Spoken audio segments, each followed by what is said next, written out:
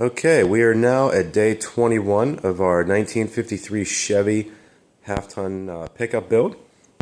It's moving along. We have cleaned the majority of the frame, or sanded it down, I should say, prep stepped it, and then sprayed it with zero rust, so that turned out pretty nice. The frame was pretty solid to begin with. You can see some of the modifications back here that we did to the suspension. After we bolted or bought one of the bolt-on leaf spring kits and lowered the truck down, we just thought it wasn't low enough, and we didn't want to put 4 or 6 inch lowering blocks in.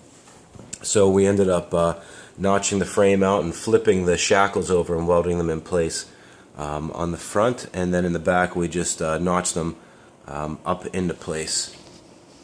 So you can sort of see that right there. Have our cross member support in for the shocks.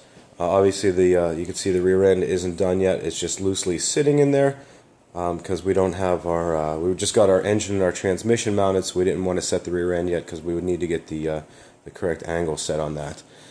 So, scooting up to the front, you can see we did the engine and transmission mounts. They're all in place, so so that's all done. Today we're going to be working on the steering column and the steering linkage, as well as getting a mount made for the air conditioner unit.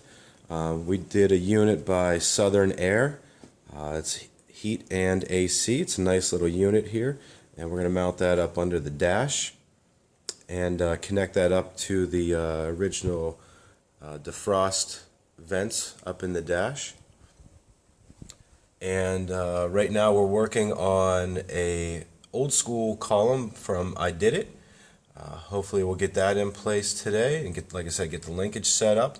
We're going to end up cutting that column down to length and getting that ready. And we got the old seat in it just so that we kind of know where everything is going to go. And we ordered our seat cover from Seats Manufacturing. They're going to be making us a nice designer series cover. It's going to be a combination of tweed and vinyl.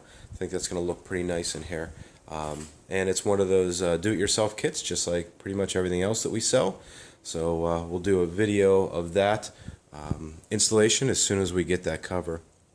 You can see we finished off the floor pan. We just got an original transmission cover, and that actually worked out perfectly. We just tacked it in place for now because we're going to seal that whole thing up and seal the floor up, and that gave us about an inch of clearance underneath. It's hard to tell right now because everything's just jammed in here, but there's about an inch of clearance between the top of the transmission bell housing and the bottom of the stock floor. So that is a stock floor. We didn't make a tunnel. We didn't do anything different to it. We just put the engine and tranny as far back as we could so that the valve covers would clear when we take them off.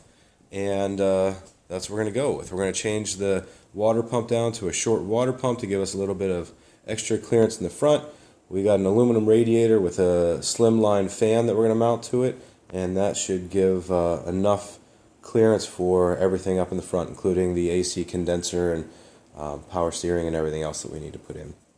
So that's where we are, and hopefully in another week we're going to have a lot of this body work done and have this thing ready for paint, and we'll give another update then.